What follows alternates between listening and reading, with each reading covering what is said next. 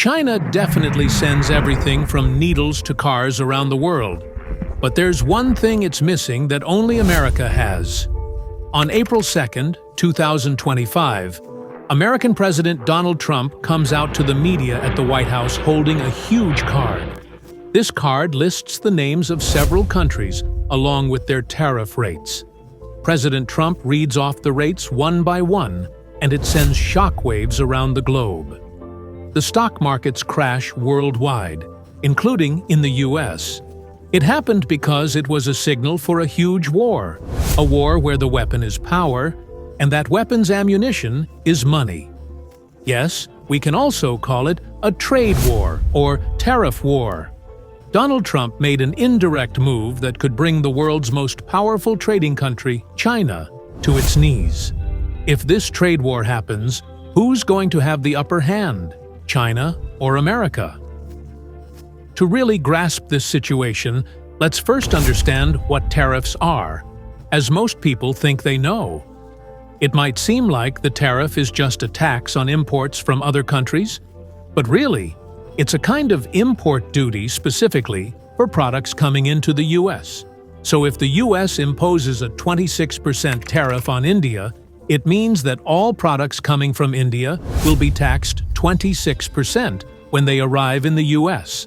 And at the top of the list is China with a 34% tariff. Imposing tariffs or import duties isn't really unusual, though. If we look at this list, India has already imposed a 52% tariff on the US, Pakistan has 58%, and China has 67%. The benefit of tariffs isn't just about making money by taxing products, it's a way to protect local industries. For example, Harley-Davidson, which is a premium American motorcycle brand, faces a 100% tax when its bikes come to India. Let's say one of their models costs 1.5 lakh rupees. If there were no tax in India, this bike would be available for the price of local Royal Enfield. If the locally made Royal Enfield is priced the same as the American bikes, customers will naturally lean towards the American brand when both options are the same price. This could seriously harm the local bike industry in India.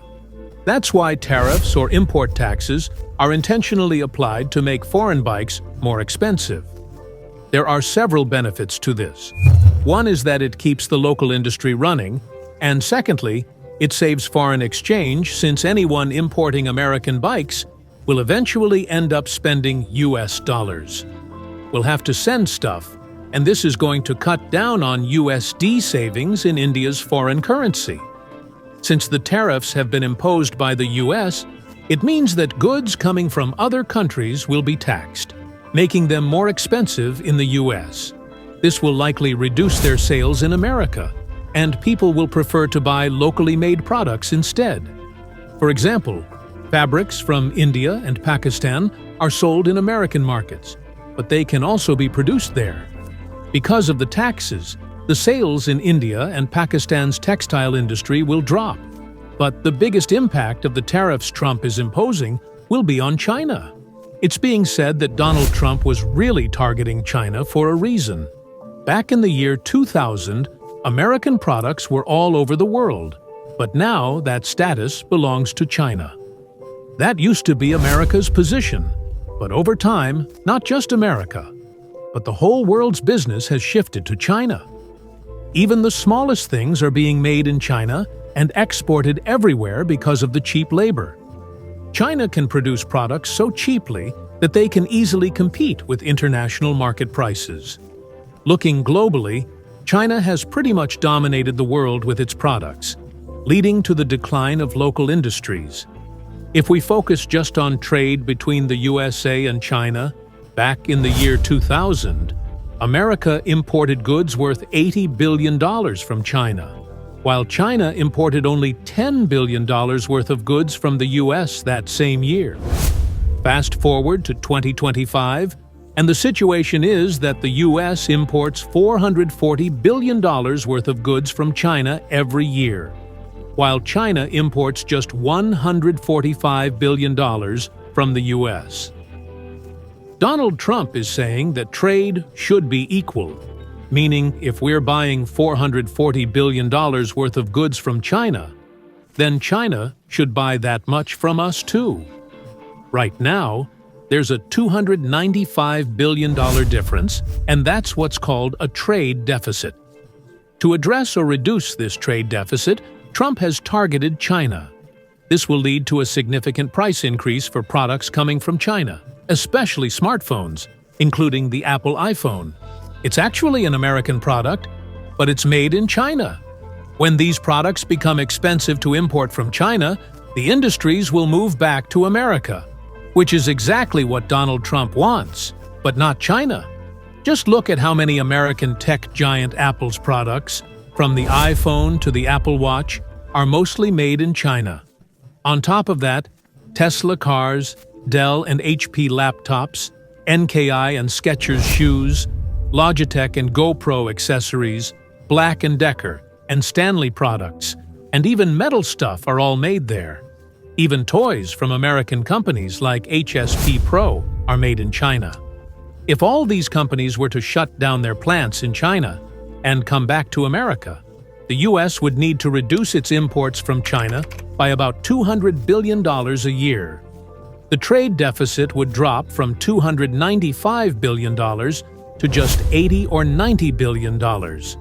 Sure, America would benefit in some ways, but because production costs are higher here, those products would end up being more expensive, which would ultimately hurt these companies.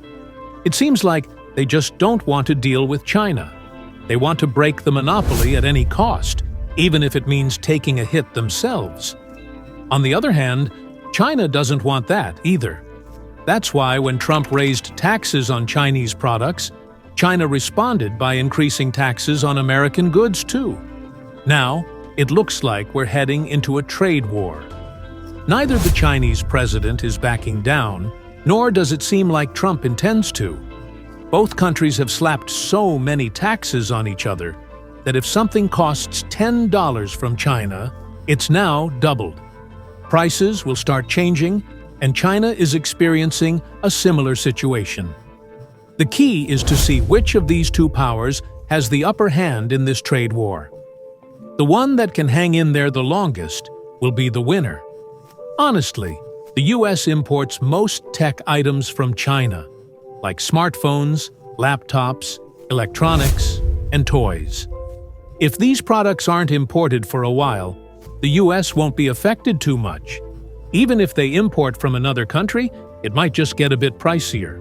But China imports something from the U.S. that's crucial.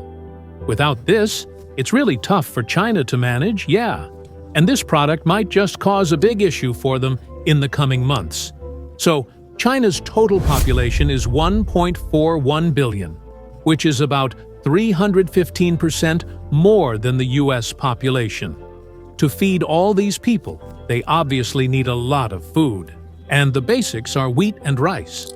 The problem is, China only has 13% of its land available for agriculture, which means there's just 0.23 acres of farmland per citizen.